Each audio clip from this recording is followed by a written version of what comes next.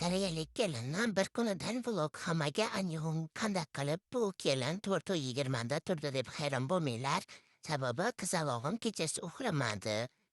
Bu hayot bizga kechasi uyqu bermaydi. O'zi kunduzi maza qilib uxlab bo'ladi, kechasi shunaqa erta saharlab turib oladi. Lekin mahmiymiz, hayron bo'lmaymiz. Biz obeddan keyin baribir uxlab olamiz kechgacha.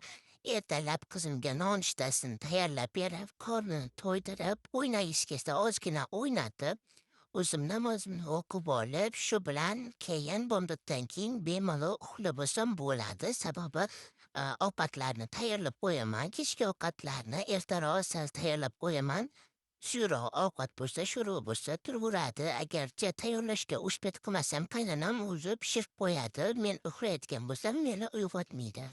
Sababi biladi, kechasi bola uxlamadi. Shu sabab shuning uchun qaynonam shu ishga harakat qiladi. Shu bilan bu maymuncha kechasi bilan uxlamadi, o'ynab chiqdi shunaqa qilib, sochini esa yig'ishga qo'ymaydi. Yig'lab dadasiyam chaqiryapti bu yerda hatto. Hammani uyni boshga ko'taradi. Yaxshiyam qaynonam birinchi qavatda turadi. Biz tepadamiz, ikkinchi qavatdamiz. Agar birga yashaydigan bo'lganimizda qaynonamni ham, qanatamni ham uyg'otib, ularga ham uyqu bermasdi. Shunaqa qilib meni yevam tayyor va hammaga xayr. Biz qo'shiq o'ynashda davom etamiz.